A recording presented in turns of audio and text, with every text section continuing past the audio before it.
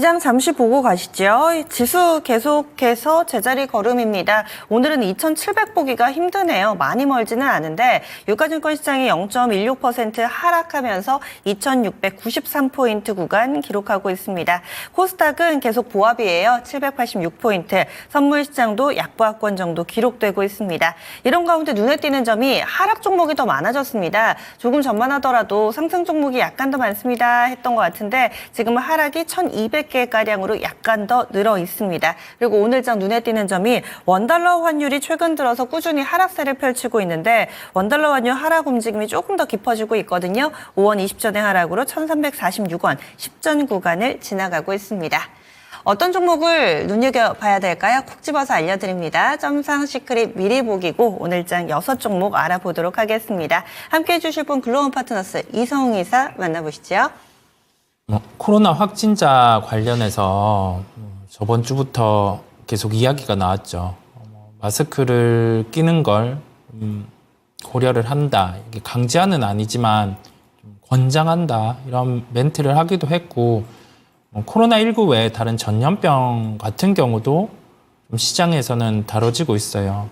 그런 부분이 있다 보니까 우리가 시장 안에서 개별주는 좀 계속 반응을 하는 모습이고 그래서 첫 번째로는 시젠을 말씀드리려고 합니다. 키트 관련된 종목이고 코로나19 때 주가가 강했죠. 왜냐하면 키트 같은 경우가 보통 한 1,000원 정도 내외로 판매가 되는데 이게 한 10,000원 이상 판매가 되었었죠. 10배 가격으로. 그리고 나서는 보급을 늘려서 다시 1,000원 정도 가격대로 왔다가 최근에 한 3배 정도 가격이 좀 상승을 했습니다. 그렇다 보니까 주가 같은 경우는 우리가 보통 개별 종목들을 볼 때, 그 다음에 재료 무게 같은 경우가 강도가 그렇게 강하지 않은 개별주 같은 경우는 저점 대비해서 한 2배 정도죠. 이 가격으로 보면 시젠 기준으로는 8월 5일 저점이 19,500원 정도였고요. 그러면 한 2배 정도 가는 가격이 38,000원 정도가 돼요. 재료 무게가 약한 쪽 단발성 같은 경우는 한 50% 정도 주가가 상승을 했다가 좀 빠지는 그런 하나의 특성들이 있고요. 그리고 나서 우리가 생각한 전보다 코로나19란 거는 중증 환자 비율도 높지 않고 그다음에 치사율 같은 경우도 이 변이가 계속 반복돼 왔다 보니까 높지 않은데 이렇게 주가가 빠졌다가 재료가 부각되고 또 지속성이 최근에 좀 나타나잖아요.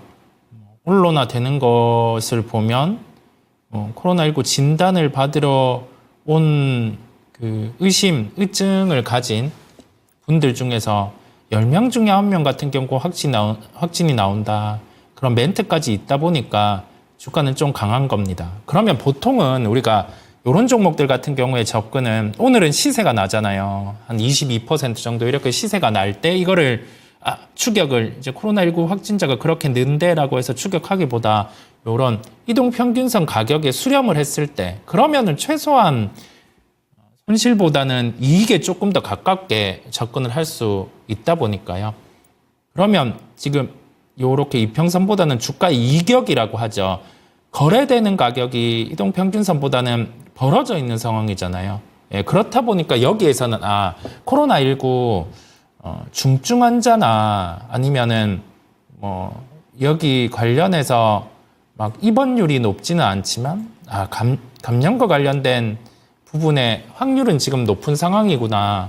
근데 주가는 21% 떴으니 여기에서는 주가 추이를 그냥 관망한다라는 표현을 하는 겁니다. 이런 재료가 있구나라고 하면서 그러면서 이동평균선이 오늘 이 정도 가격에 마감을 한다라고 하면 다시 이렇게 올라올 거잖아요. 그랬을 때 이 가격 조정이 나서 이동평균선에 수렴을 했습니다. 그러면 그때 무작정 이동평균선 수렴했을 때는 하락보다 상승에 대한 확률이 높으니 매수를 해야 된다. 그 생각보다는 그때 가서 이제 또 재료 무게를 보는 거죠. 코로나19가 지속되고 있는지 시장 상황들 같은 경우는 조금 불안하지 않고 시가총액 상위주들의 가중을 두는지 아니면 개별주에 두는지 그런 거를 체크를 해가면서 좀 볼 필요가 있겠습니다. 지금은 지켜보는 상황임을 말씀을 드리고요. 두 번째로는 비슷한 종목입니다. 자, 시제는 20% 정도 오르고 있죠. 연결해서 종목을 하나 더 보면 SD 바이오 센서입니다. 시제는 한 20% 정도 상승하고 있는데 이 종목은 한 12% 정도 오르고 있죠. 12% 정도. 그러면 우리는 개별주, 즉 재료가 있는 종목들을 매매를 할 때는 시세가 가장 강한 1등주를 파악할 필요가 있어요. 1등주를 파악을 하고 SD바이오 센서는 지금 12% 정도, 고점은 12.77% 정도 올랐어요.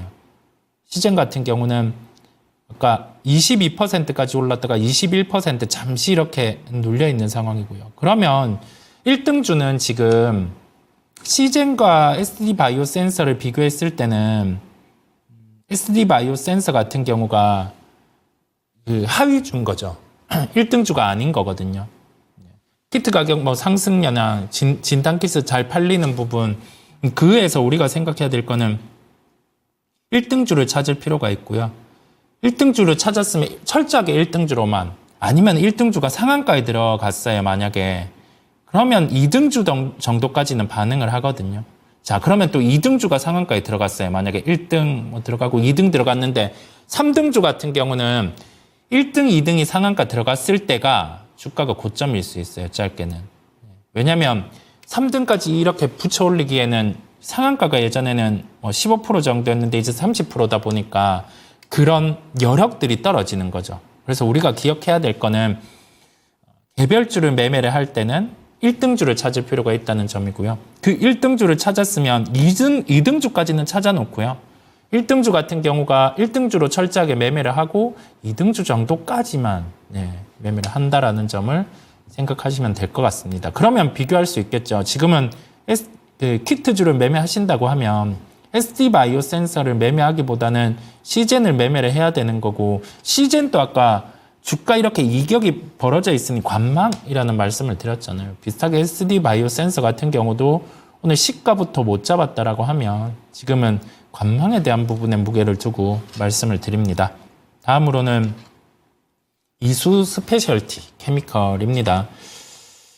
연초에 주가가 강했었어요.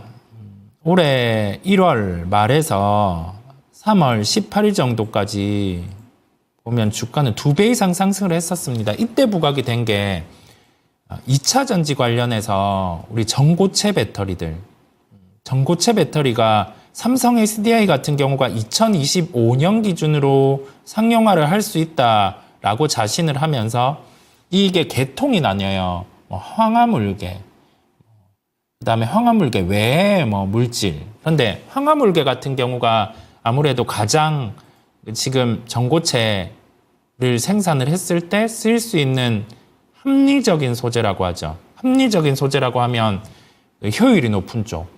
그런 쪽이다 보니까 이수 스페셜티 케미컬 같은 경우가 부각이 됐었어요. 당시에 캐파 같은 경우 1000톤을 기준으로 해서 이수 스페셜티 케미컬이나 황화물계를 생산할 수 있는 여력을 가진 기업들을 어느 정도 이익이 이제 내년 가면 발생할 수 있으니 시총은 어느 정도 돼야 합리적이다 이런 얘기들도 많았거든요. 근데 3월에 삼성 SDI 주가가 반응을 했었어요. 당시에 보면 3월 정도 반응을 했던 게 논리가 삼성 SDI는 너무 싸니 주가 수익 비율 10배까지는 기본적으로 그 이상까지는 올라가야지 합리적이지 않냐라고 해서 3월 말에 올라갔었죠. 49만 원대까지 올라갔는데 그때 삼성 SDI와 전고체 배터리 쪽 소재 업체들 기업들이 다 주가 고점이었어요. 그 논리로 접근하면서. 그러면서 다 빠졌죠. 다 빠지고 나서 최근에 주가가 반응을 합니다. 반응을 하는 게 전고체 배터리가 최근에 우리 삼원계 배터리 쪽이 불이 나다 보니까 대안이 될 수 있지 않을까라는 점에서 주가는 올라와요. 그러면 우리가 여기에서 생각해 볼 점은 이 대안이 될 때 배터리를 탑재하는 자동차 업체에서는 뭘 고민을 할까거든요. 자동차를 만들어서 배터리를 탑재할 때 안정성도 중요하죠. 그런데 안정성과 함께 가격을 고려할 거잖아요. 근데 지금 전고체 배터리의 수율이라고 하죠. 제품을 만들었을 때 실제 배터리에 쓸 수 있는 그 수율도와 가격이 전기차를 만들어내면 5억 이상 정도를 만들어내야 돼요. 5억 이상 정도 전기차 가격을. 그래야 전고체 배터리를 넣을 수 있거든요. 그만큼 가격이 높다라는 거죠. 그러면 우리가 여기에서 전고체 배터리가 필요하다라는 건 인지를 했어요. 근데 합리적인 가격이 형성이 안 돼 있는 거죠. 그러면 시장에서 지금 찾아볼 게 물론 뭐 이수 스페셜티 케미컬 같은 경우도 지금 내년에 삼성 SDI가 상용화를 하니 주가가 곳곳에 반응을 할 수 있겠구나라는 점은 팩트인데 여기에서 한 발 더 나아가면 전고체 배터리 효율을 높일 수 있는 소재, 단가를 낮출 수 있는 소재를 만드는 기업을 찾아보면 될 것 같아요. 그게 뭐 하나의 아이디어임을 같이 말씀을 드립니다. 다음으로는 리가캠바이오를 말씀드리겠습니다. 제약바이오 쪽이 주말간에 금요일에 펩트론의 증자 단행이 있었어요. 그렇다 보니 나머지 기업들도 영향을 받지 않을까라는 점은 1차원적인 생각이고요. 그러면 우리는 한 발 더 생각할 수 있는 게 증자를 단행하지 않을 만큼 캐시플로우를 갖춘 기업들 같은 경우는 당연히 주가가 좋을 수 있지 않을까라는 게 제 생각이었어요. 주말간 고민이 많았습니다. 그래서 생각이 든 결론은 리가캠바이오는 오리온에서 인수를 했죠. 그러면 그 음식료 쪽에서 창출되는 현금 흐름이 임상에 대한 진행을 커버할 수 있는 거예요. 그렇다 보니 증자에 대한 이슈가 없습니다. 그래서 긍정에 대한 시각으로 볼 수가 있는 거죠. 오늘은 200원 오른 91,500원에 거래가 되고 있고요.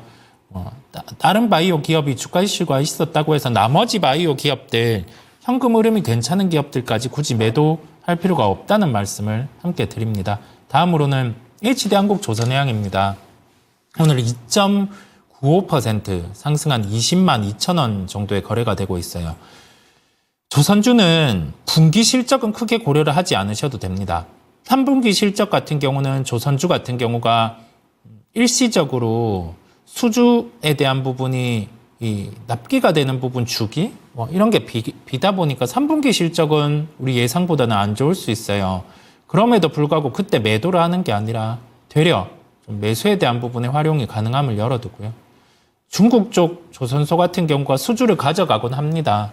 그럼에도 불구하고 프리미엄 선박 쪽 최근에 컨테이너나 벌크선, 탱커 이런 쪽은 다 올라왔는데 아직 못 올라온 게 LNG선이거든요. 내년에 LNG선 같은 경우는 좀 좋아질 수 있는 환경으로 생각이 들고 그 중심에 HD현대중공업이 있을 거고 HD한국조선해양 같은 경우는 영업이익률 기준 2자릿수 그 정도도 가능하기에 여전히 보유를 해도 된다라는 말씀을 드립니다.